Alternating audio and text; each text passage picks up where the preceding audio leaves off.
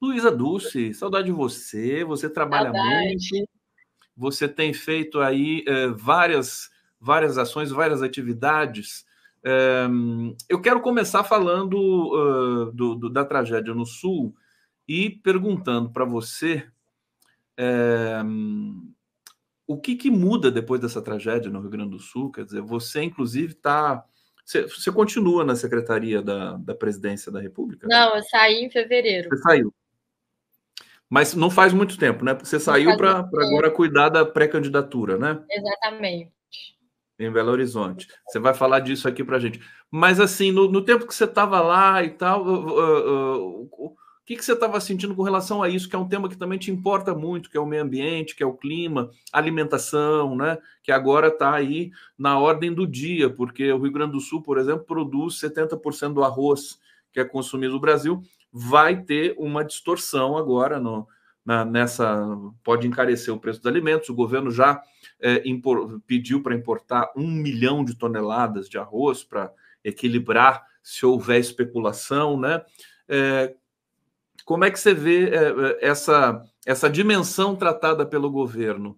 Tá? O governo está começando a entender a questão do aquecimento Bom, climático? primeiro eu queria prestar minha solidariedade, né, às companheiras, companheiros do Rio Grande do Sul. Acho que o Brasil todo está muito angustiado, né, com tudo que a gente está vendo lá e a nossa reação, assim, muito imediatista diante de problemas que já estavam se colocando, né, já vinham se anunciando há algum tempo e também mostrando, assim, a nossa incapacidade de lidar, né, com situações que estão atingindo aí milhões de pessoas. Então, eu estava assistindo aqui o programa, acho que já foi falado muitas coisas interessantes e necessárias, né, de atitudes que precisam ser tomadas, mas felizmente a gente tem um governo que está presente, né, um governo federal que se mostrou ali presente desde o início da tragédia, não só com a presença física, né, do presidente Lula, mas também da Janja e de outros ministros, não só ministros do Rio Grande do Sul.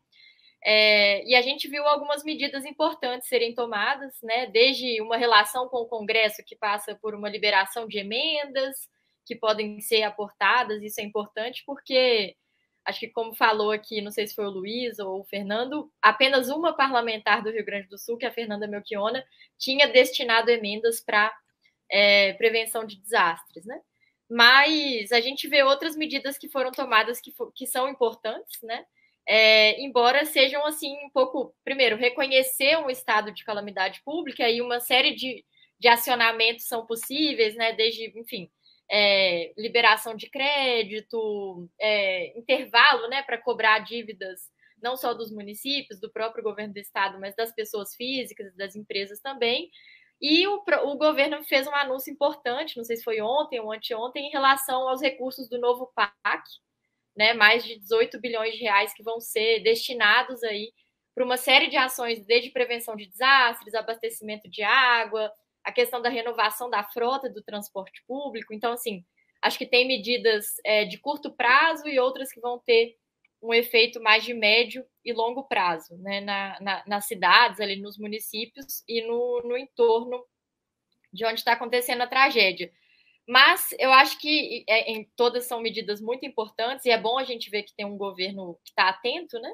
Acho que os prefeitos também estão muito angustiados. O próprio governador não fez muita coisa, aliás, desfez muita coisa para a gente conseguir chegar nesse momento de tanta catástrofe.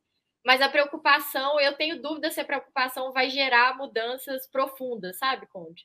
Depois do que a gente viveu na pandemia, e aí eu tô falando, né, assim, numa perspectiva mais global mesmo, que teria que ter motivado ações, assim, mais profundas, né, de mudança na forma de produzir, de distribuir a riqueza, da nossa forma de organizar, né, a sociedade, principalmente as áreas urbanas, e não foi o que aconteceu, né? Então, eu sou um pouco cética ao olhar para o que está acontecendo lá no Rio Grande do Sul, mas acho que tem muitas outras forças atuando e pode ser que a gente consiga regimentar um conjunto de pessoas e de interesses para promover essas mudanças.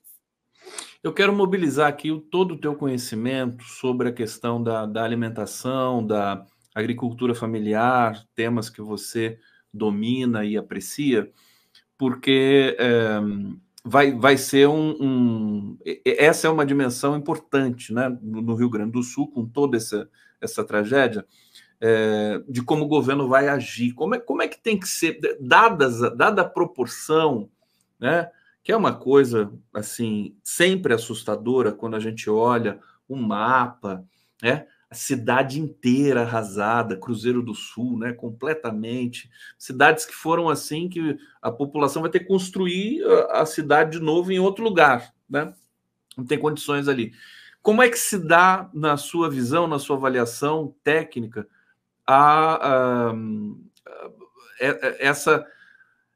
essa questão da agricultura familiar, do alimento para as pessoas? As pessoas também não estão conseguindo alimentar. Tem uma questão urgente e tem uma questão que depois vai ter de ser o custeio, o manejo dessas famílias, quer dizer, sobrevivência dessas famílias. Olhar essa tragédia a partir, né, da alimentação, ela nos permite assim muitas análises interessantes da forma como os alimentos são produzidos e distribuídos, né? E quem tem acesso, como que é o acesso de quem está nas cidades, principalmente, em relação a esses alimentos. O Rio Grande do Sul ele tem uma estrutura agrária um pouco menos concentrada do que outros estados, até mesmo Minas Gerais, ou, né, os estados aí, produtores de commodities, mais na fronteira do Cerrado com a Amazônia. Então, isso faz com que as medidas que os governos devem tomar, elas têm que estar também sintonizadas ou adaptadas para essa realidade da agricultura familiar. Nós estamos falando de produtores que não têm um capital, né, para se segurar semanas e mesmo meses sem um suporte ali do poder público. E o fortalecimento das cooperativas, né, uma realidade de muitas cooperativas também torna essa relação com o poder público diferente. O próprio arroz que a gente fala do arroz do MST, ele é produzido a partir, né, de uma ou várias cooperativas que são formadas há muito tempo, que envolvem muitos, né, produtores ali, né, naquela região. Então, a primeira coisa, se a gente está olhando como que a gente pode apoiar esses agricultores, a gente tem que pensar no que o governo já tem de arroz, por exemplo, comprado. Então, foi muito importante o movimento que a Conab fez ao longo do ano de 2023 para voltar a armazenar, né, arroz, feijão e outros produtos que são da base alimentar nossa, para que hoje a gente tenha oferta de arroz e o preço do arroz não suba muito, não só no Rio Grande do Sul, mas em todo o país. A gente tinha um estoque, né, de arroz produzido que foi armazenado aí nos estoques da Conab, que hoje está à disposição do país para impedir essa inflação do alimento. Mas a gente vai precisar de uma compreensão do governo em relação à dívida que foi contraída, né, para o Pronaf ou para os programas de crédito da agricultura familiar, pensar também como é que vai ser a recomposição dos equipamentos, das frotas, enfim, de tudo do maquinário que esses produtores rurais têm. E pensar também, Conde, como que a gente estrutura o acesso desses alimentos a quem está na cidade. Porque o sistema alimentar hoje, que a gente conhece no mundo, né, que é o hegemônico, ele é baseado em poucos pontos, né? Então, a gente tem, por exemplo, grandes supermercados que ofertam, que vendem, né, esses alimentos para muitas pessoas. Mas a gente precisa reverter isso. Acho que agora seria uma boa hora para a gente fortalecer as feiras, fortalecer os pequenos mercados. Porque você pensa, se você tem um grande supermercado ali em alguns pontos de Porto Alegre, né, ou dessas cidades ali no entorno, e esse supermercado fica ilhado ou perde toda a sua mercadoria, as pessoas vão ficar sem alimento, né? Então, pensar como que a gente pode fortalecer a agricultura familiar no entorno das grandes cidades. Na distribuição, por exemplo, numa grande cidade como Porto Alegre, tudo mais, seria que ter mercadinhos menores? Você acha que a ideia é um pouco essa, assim? Eu acho que a ideia é um pouco essa, permitir uma distribuição mais descentralizada, né? Porque quando você centraliza, se você tem um gargalo naquele fluxo de distribuição, a quantidade de pessoas que é prejudicada é muito grande. E como o nosso sistema alimentar ele também é baseado nesse transporte de longa distância, né? Quando você tem um bloqueio das estradas, quando você tem algum tipo de interrupção nesse transporte, a comida não chega, né? E a comida que chega muito cara. Então vai ter gente que não vai ter condição de comer. Então por isso que mencionei no início que olhar para a questão da alimentação e da distribuição da comida diz muito sobre a nossa forma também de organizar o capitalismo hoje, né? E uma mudança pode começar por aí. O Rio Grande do Sul já é um laboratório onde há muita agricultura familiar, onde há uma certa desconcentração dessa produção, né? E seria uma oportunidade da gente fortalecer ainda mais esse modelo de cooperativas, né, de pequena produção. O Rio Grande do Sul já tem um desenho singular ali de produção, né? Quer dizer, as famílias produzem, acho que tem muito suíno lá, tem muitos suínos, né? Produção de suínos, de frango. Você sabe isso? A região Santa Catarina, Rio Grande do Sul, Santa Catarina, ali, Rio Grande do Sul, tudo mais, onde são, né, o berço ali de Sadia, Perdigão, essas empresas. Isso, né? Ovos, né? Aves, mas também alguma soja também parece que a soja chegou forte no Rio Grande do Sul nesse momento, o que é até uma preocupação, porque a soja ela é muito anti-ecológica, né? Quer dizer, ela toma trechos inteiros assim, modificando ali o microclima das regiões.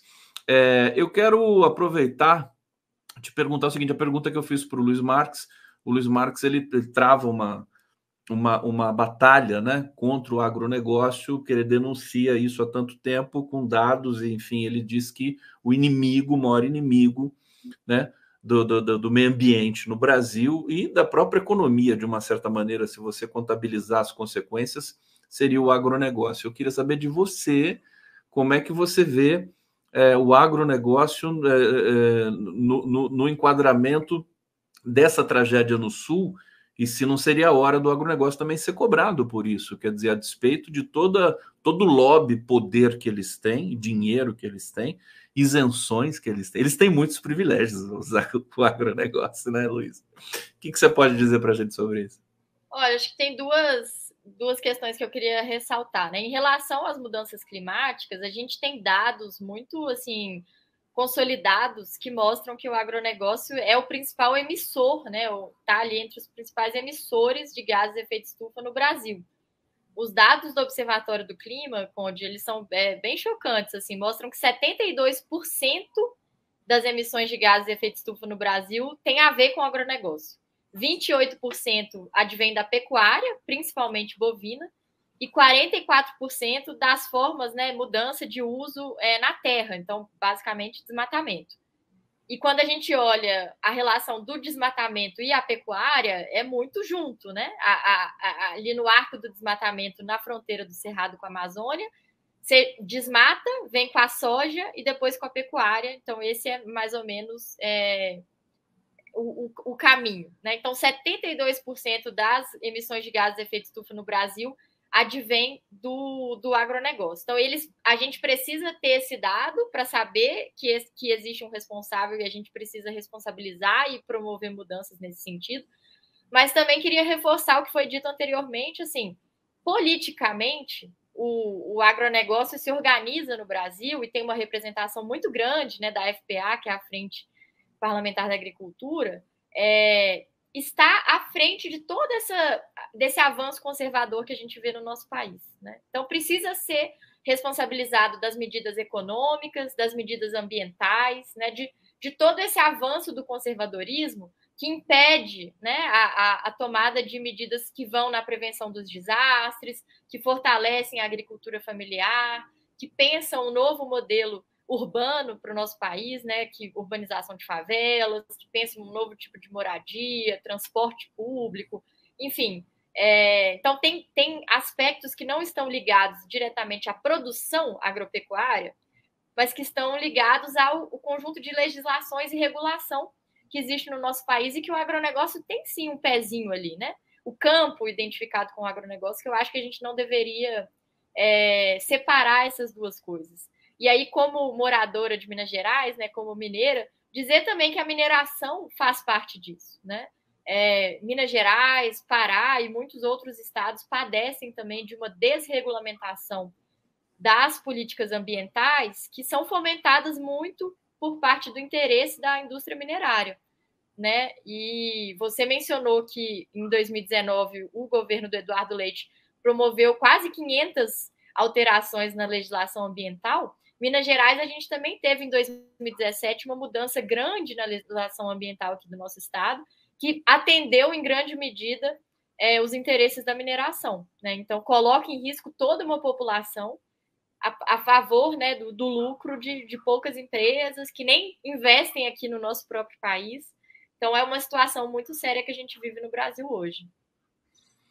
Luiz, eu quero falar da sua pré-candidatura, mas antes de chegar lá, deixa eu trazer comentários aqui do nosso público. Isabel Reis, Saúde Conde, ela está dizendo aqui, jorna folha tem que ser replantada? Não sei se eu entendi, mas está lido aqui a sua mensagem, querida Isabel. Fernando Bay, Luiz, chegou perto, a culpa é do bloqueio. O bloqueio é agravado pelo uso do solo do Sudeste e Centro-Oeste. E o Fernando, mais uma vez, 1,5, por favor, cuida dessa saúde, está precária. Você sabe, Luísa, que eu tô me recuperando de uma crise um pouco forte de labirintite e estou em recuperação. E, inclusive, hoje está até o Jorge Folena está aqui no bastidor para que se eu tivesse durante o programa, ele assumisse aqui. O seu cachorrinho, foi isso? O cachorro? Que bonitinho. Amargou. Ela se manifestou aí. Ela se manifestou. Que bonitinha. Luísa, antes de entrar na pré-candidatura, uma última questão sobre o Rio Grande do Sul, impacto econômico. Você é economista e com sensibilidades múltiplas aí para a questão econômica. Como é que você teve, assim, uma primeira abordagem que você possa fazer para a gente, o desafio de reorganizar a economia, os impactos que o Brasil vai ter, por exemplo, na alimentação, inflação, né? Tem tudo isso também que o Brasil vai ter de lidar agora com essa tragédia no Sul, né? Sim, essa questão do impacto econômico também queria destacar assim, 2 aspectos. Primeiro é esse impacto mesmo que a gente sente na inflação, na perda de valor, né, das moradias, enfim, a destruição que vai também implicar uma série de investimentos públicos, né, que vão ter que ser feitos ali na região. Eu vi um dado que há uma estimativa de que cerca de 19 bilhões de reais, né, que vai custar essa destruição que foi causada lá. E a gente vê o próprio governo federal já revertendo recursos para apoio ao Rio Grande do Sul, né, que isso é muito, muito importante. E vai alterar o dia a dia, né, de pessoas que não estão, inclusive, no Rio Grande do Sul. Se a gente vê, por exemplo, o adiamento muito correto, né, do concurso nacional unificado, o que isso implicou na vida de pessoas que não estão no Rio Grande do Sul, né, que são impactadas e que é preciso ter essa solidariedade mesmo com o que está acontecendo lá. Eu estava vendo um comentário sobre o Campeonato Brasileiro, né, de futebol. Os times voltar, né, os times ali do Rio Grande do Sul, de Porto Alegre, não podem hoje voltar a jogar, mas a gente não está falando só de 11 jogadores ou de 22 jogadores, nós estamos falando de comissão técnica, de funcionários, né, de pessoas da limpeza, de uma série de pessoas que trabalham nesses clubes de futebol e que são também impactadas. Então, os impactos, eles são muito maiores do que a gente consegue levantar no primeiro momento, né? E isso, até para a economia, Conde, eu acho que tem uma dificuldade. Nós investimos muito pouco para pensar a questão ambiental. Então, a gente fala que tem as externalidades negativas, né, de um problema ambiental, ou seja, é aquele efeito que o problema ambiental gera sem estar necessariamente diretamente conectado com ele. E muitas vezes a gente não consegue valorar, né? A gente não consegue mensurar o valor monetário disso. Então, quando o Luiz Marques falou, uma casa ali que perde um valor econômico, mas ela continua tendo um valor, primeiro de moradia, né? De ser um lugar ali onde as pessoas moram, que tem um valor também sentimental, que tem um valor comunitário. E eu acho que esse episódio também poderia nos movimentar no sentido de tentar, sabe, pensar sobre o valor que a gente consegue dar para o meio ambiente. E tem coisa que não tem valor, não é mercadoria mesmo, mas como é que a gente calcula isso, sabe, em termos de políticas que vão ter que ser empenhadas ali, né? Essa população que perde a sua memória, né, que perde o seu território, que parte do bairro vai mudar para outro, e aí você perde um senso de comunidade. acho que a economia ainda é muito assim despreparada, sabe? E muito ela não olha para esse conjunto de valores que a sociedade constrói, né? E a gente não mensura isso monetariamente. Então, o custo eu acho que vai ser muito maior, sabe? E a gente vai precisar empenhar muito mais esforços coletivos para poder voltar minimamente à situação que existia antes, né? De algum bem-estar e também olhar para quem não tinha, né? Porque essa situação da tragédia do Rio Grande do Sul, assim como foi a questão da pandemia, mostra muito, assim, evidentemente, o que é o racismo ambiental, né? Os efeitos não são lineares para todas as pessoas, eles são desiguais. E quem tem uma moradia pior, quem tem um transporte público pior, quem tem menos acesso à alimentação, é mais impactado, né? Então, eu acho que isso tudo precisa ser levado em conta, né? Quem são as pessoas que têm condição de sair para uma casa na praia, que podem pegar seu próprio carro para se movimentar, né? Perfeito, perfeito. Não, ontem, numa cerimônia, o presidente Lula até disse o seguinte: isso aqui, o que aconteceu no Rio Grande do Sul é um aviso, né? Eu vinha falando também isso pelo seguinte: quer dizer, se você tem uma mudança na temperatura do Oceano Atlântico que causa, né, que pode causar, vir a causar esses eventos extremos no Brasil, o Brasil tá num lugar assim que está muito vulnerável, a meu ver, com relação ao aquecimento, porque você tem El Ninho, Laninha, Amazônia, você tem todo esse regime de chuvas no Brasil que sempre foi assim, o regime virtuoso na geração de energia, né? Quando falta no norte, chove no sul, tal, etc. E a gente faz a manutenção da nossa energia limpa, mas agora saiu do controle. E isso pode acontecer em qualquer lugar do Brasil. Esse que é o ponto, né? Não há nada que impeça, ainda que não tenha ali a singularidade dessa retenção do alagamento no Rio Grande do Sul, em Porto Alegre, mas São Paulo, Rio de Janeiro, como já aconteceu, né? Sul da Bahia, Minas Gerais, né? Alagamentos dessa monta, né, Luísa? A gente precisa estar preparado para tudo isso, né? E quando acontecer o próximo, por exemplo, pode acontecer alguma outra coisa, inclusive no próprio Rio Grande do Sul, nesse momento. Mas eu quero tratar com você um pouco agora da sua pré-candidatura. Achei tão lindo o cartaz do lançamento da sua pré-candidatura. Está aqui. Olha a Luísa Drussi, toda feliz ali. BH, vereadora, dia 18 de maio. Deixa eu tirar aqui esse banner para a gente enxergar direitinho. Sula Comida e Cultura, eu creio que seja o lugar, né? É Isso. isso? É um lugar bem icônico aqui de Belo Horizonte. É um Ah, prédio muito bom. Sulacap que fica no centro e tem uma vista assim para o viaduto de Santa Teresa, é bem bonito. Você ficou fantástica nessa foto aqui, ficou muito bonito.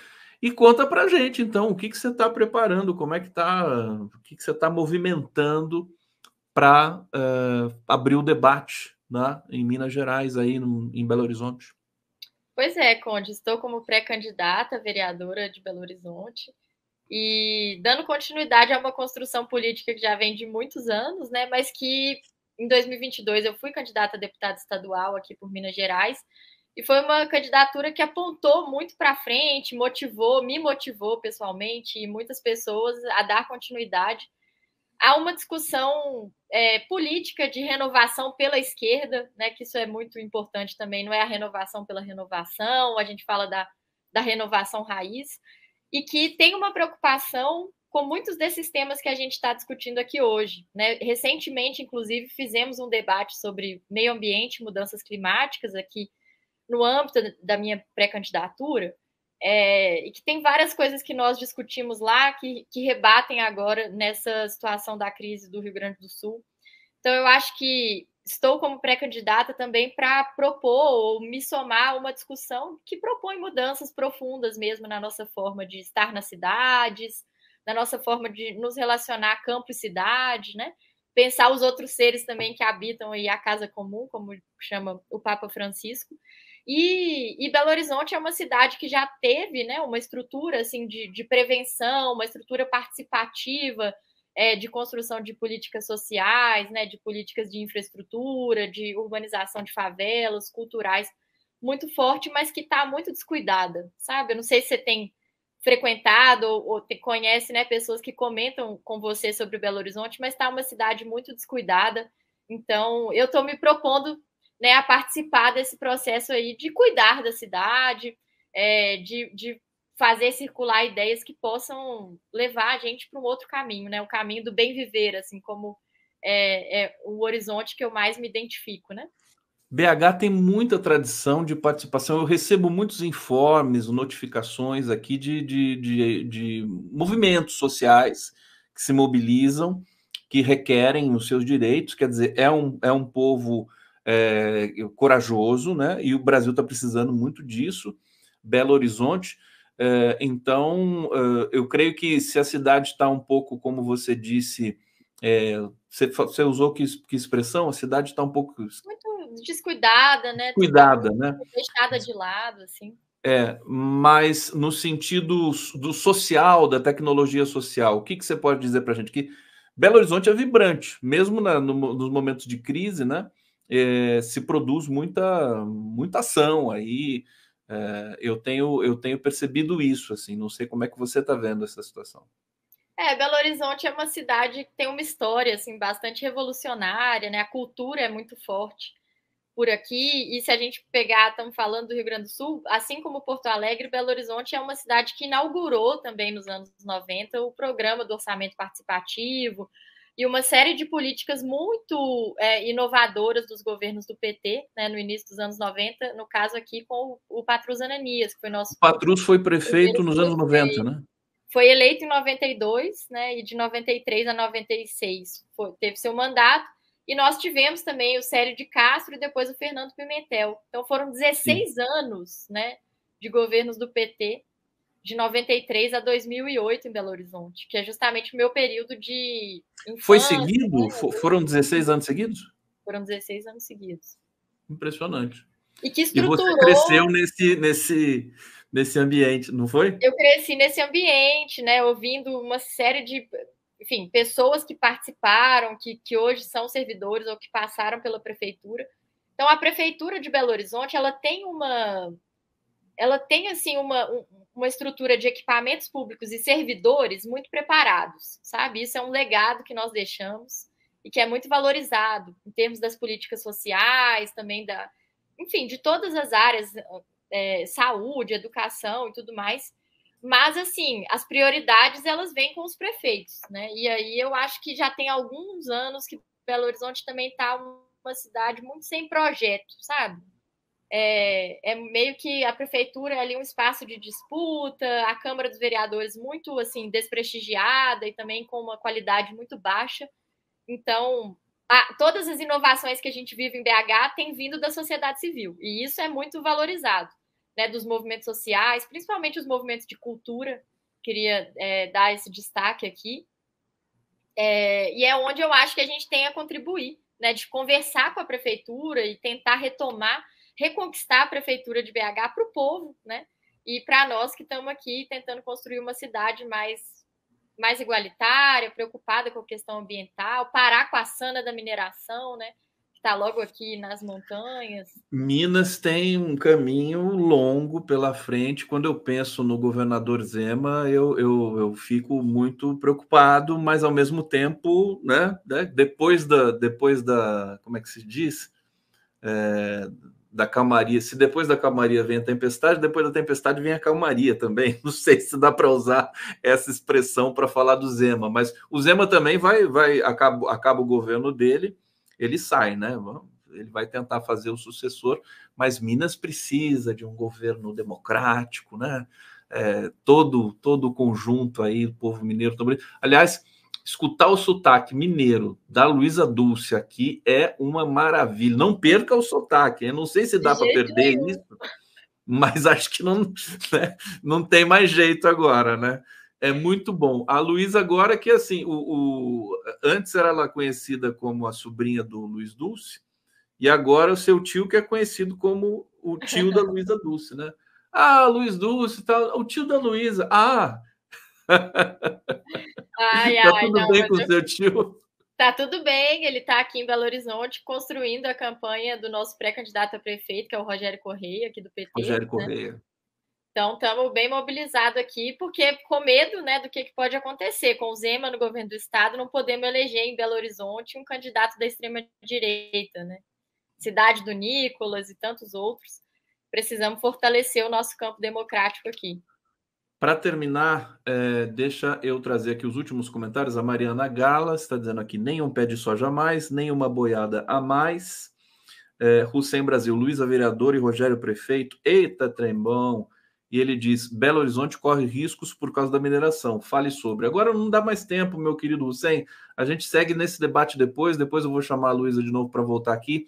Luísa, parabéns pelo seu trabalho. Estou vendo pelo seu semblante. Está super feliz aí para tocar esse projeto. Eu sei como é que é a tua determinação para construir esse Brasil novo. Entrevistei a Luna Zaratini recentemente aqui, que é tua amiga, que agora é vereadora em São Paulo. Eu vejo muita relação entre vocês, porque acho que é uma geração, a geração é parecida, né? E a empolgação com a política também é muito bonita.